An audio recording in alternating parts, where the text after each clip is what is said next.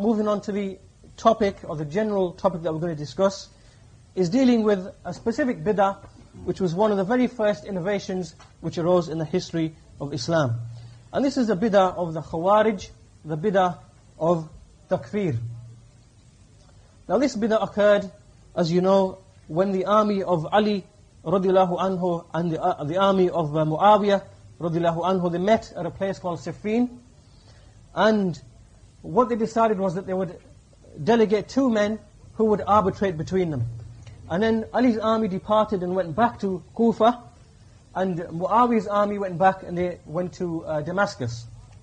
So then when Ali arrived in Kufa, a very large number from his army, 12,000 in number, they basically claimed and they said, look, you have appointed 2 men to judge over the Book of Allah.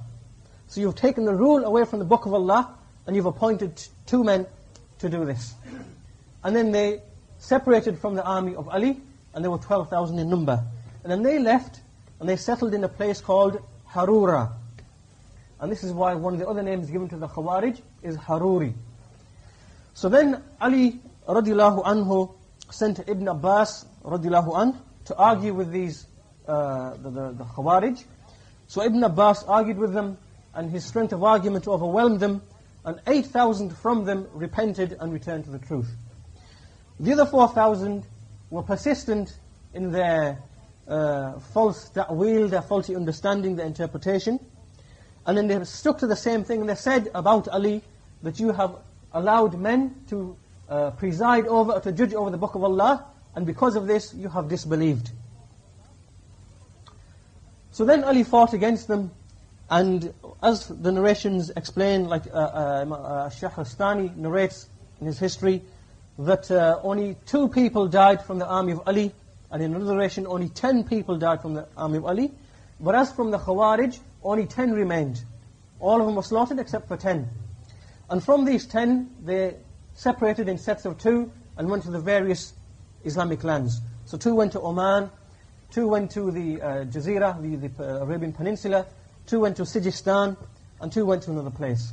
And from there, the bid'ah of Takfir and the bid'ah of the Khawarij gained strength, and it remained up until this time. So this bid'ah of Takfir was the very first bid'ah which had its supporters and aiders, and who fought on account of it. And this bid'ah of Takfir really boils down to 2 essential principles. There are many others, but there are 2 essential principles for which it's necessary for us to understand.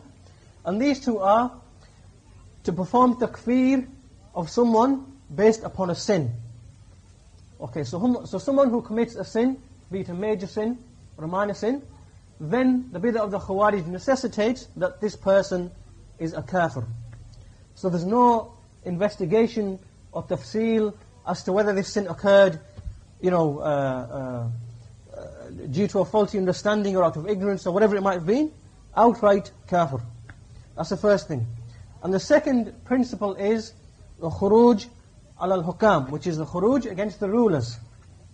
So once they justify or they claim or they push forward this idea or this thought that such and such person or this ruler or judge or whatever it might be is a kafir because he doesn't rule by what Allah has revealed, then it's necessary to rebel against him and to topple him and to remove him because he's a kafir.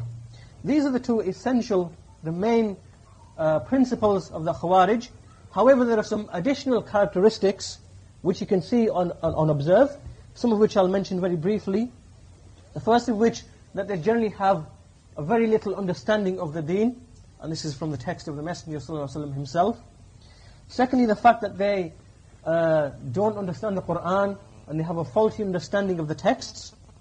It's important for you to bear in mind these characteristics that I'm mentioning now, because when I come later into detail, into some of the arguments that the Sururiyya, who are the Khawarij of this time, use, it will become clear to you how these characteristics are found within them. So the second characteristic is faulty understanding of the texts. The third characteristic is their evil manners towards the scholars and their revilement of the scholars. The fourth characteristic is how they meddle into the affairs for which they have no right to.